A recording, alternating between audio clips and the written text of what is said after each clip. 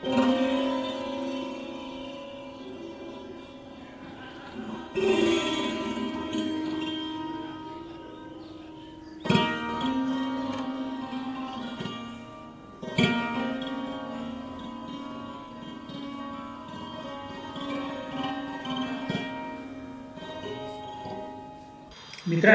जीवनाचे रंग या चॅनलवर मी पुन्हा एकदा आपलं स्वागत करत आहे. आजच्या व्हिडिओचा विषय आहे परिस्पर्श. मित्रांनो, आपण नेहमी ऐकतो परीस असा एक दगड आहे जो लोखंडाला लावला तर त्याचं सोनं होतं. कथा कादंबऱ्यामध्ये लहानपणी आजी आजोबांकडून ऐकलेल्या गोष्टीमध्ये राजकुमार, त्याच्याजवळचा परीस याबद्दलच्या बऱ्याच कथा आपण ऐकल्याचं आठवतं. पण प्रत्यक्षात असा परीस खरंच आहे की नाही हे कोणालाही माहीत नाही. पण तरीही पिढी दर पिढी परीसाबद्दलच्या कथा आपण ऐकतोय आणि आपल्या पुढील पिढीला सांगतोय सुद्धा. एक मात्र नक्की परिस्पर्शाने आयुष्याचं सोनं व्हायचं असेल ना, तर आधी आपल्याला लोखंड बनावं लागेल. पितळ किंवा रुप्याचं सोनं झाल्याचं आपण कोणत्याच कथेत आजी आजोबांकडून ऐकलेलं नाही. लोखंडावर जर काही आवरणं असतील, वेगवेगळा रंग चढवला असेल, तर परिस्पर्श होऊन सुद्धा त्याचं सोनं होणार नाही. कारण परिस्पर्शाने फक्त शुद्ध लोखंडाचं सोनं होत असतं. मग सहज मनात विचार आला, माणसाला त्याच्या आयुष्याचं सोनं करायचं असेल तर त्याला सुद्धा शुद्ध लोखंडासारखं बनावं लागेल ना, हो की नाही? लोखंडावर लागलेल्या वेगवेगळ्या रंगासारखे माणसाच्या आयुष्यात चिकटलेल्या अहंकार, अभिमान, स्वार्थ या दुर्गुणांचा रंग उतरवल्याशिवाय, त्यांचा त्याग केल्याशिवाय आयुष्य शुद्ध लोखंडासारखं बनणार नाही. आणि परिस्पर्श होऊन सुद्धा आयुष्याचं सोनं होणार नाही. हो, आयुष्यात या दुर्गुणांचा त्याग केल्यानंतरच नामस्मरण रूपी परिसाचा स्पर्श होऊन आयुष्याचं सोनं होईल. पटतंय का? आपण संसारी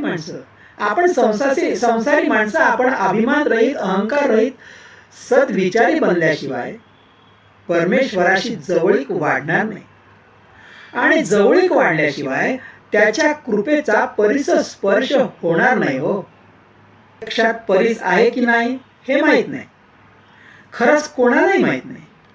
पण एक मात्र नक्की, या जगात अशा खूप गोष्टी आहेत ज्यांचा परिस्पर्श झाल्यानंतर माणसाच्या आयुष्याचं सोनं होतं.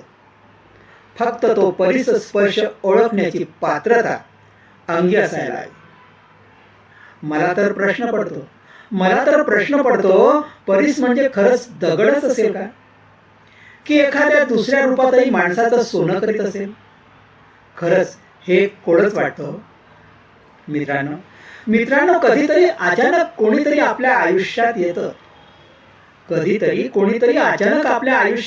त्याच्या अशा आपल्या आयुष्यात नुसत्या येण्याने सुद्धा आपलं सारं आयुष्य अमूलाग्र बदलून जातं.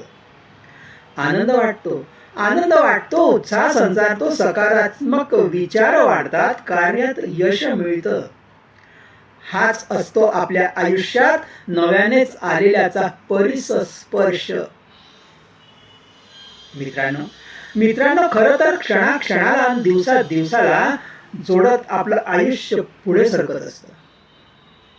कधीतरी, कुठेतरी, केव्हा तरी असा सुखद क्षण येतो जो अख्खं आयुष्य बदलून टाकतो. फक्त तो क्षण ओळखता आला पाहिजे, कारण तोच असतो आपल्या आयुष्याचा टर्निंग पॉइंट. आपल्याला झालेला परिस्पर्श. पटतंय का?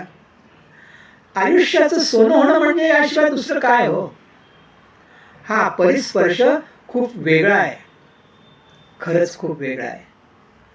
कोणाला व्यक्तिरूपाने मिळतो, तर कोणाला त्या व्यक्तीने तुमच्या आयुष्यात तुम्हाला सामावून घेतल्यामुळे मिळतो वा त्या व्यक्तीच्या सहवासातून पण मिळतो.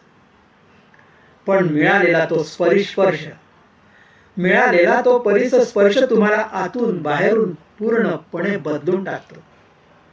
खरंच खरंच एकदम ग्रेट. खरं सांगू, प्रत्यक्ष आयुष्यात एखाद्या व्यक्तीचा सहवास, त्याचे 2 शब्द सुद्धा खूप बदल घडवून आणतात. मनाला आधार देतात, खंबीर बनवतात, लढायची हिंमत पुरवतात. तोच हा परिस्पर्श असतो राव. आयुष्यात आमूलाग्र बदल घडवून आणणारा हा स्पर्श सुद्धा सोनं चांदी हिरे मोती यापेक्षा कमी नाही हो. एखाद्याने सहज म्हणून बोललेल्या वाक्याने सुद्धा समोरच्या माणसाचं आयुष्यात होणारा बदल खरा परिस्पर्श आहे. प्रत्येकाच्या आयुष्यात एकदा तरी असा परिस्पर्श होत असतो जो त्याच्या आयुष्याचं सोनं करतो. हा परिस्पर्श कधी आई वडिलांच्या रूपाने, तर कधी भावा बहिणीच्या नात्याने, तर कधी मित्राच्या प्रेमाने सुद्धा मिळत असतो. कोणत्या ना कोणत्या रूपाने तो भेटत असतो आणि आपल्या लोखंडी आयुष्याचं सोनं करीत असतो. संकटात मार्ग दाखवून जो आपल्याला पुढे नेतो, संकटात मार्ग दाखवून आपल्याला पुढे जाण्याची ताकद निर्माण करतो, तोच असतो खऱ्या अर्थाने मित्राचा परिस्पर्श. संपूर्ण जग विरोधात उभं राहिलं तरी खंबीरपणे आपल्या पाठीशी उभे राहणारे आई बाबा, हा असतो खरा परिस्पर्श. हा खरा खुरा परिस्पर्श सोडून अज्ञानामुळे आजही माणूस दगडात शोधतोय. पण खरंच परिसाचा असा कोणताही दगड नाही हो. परिस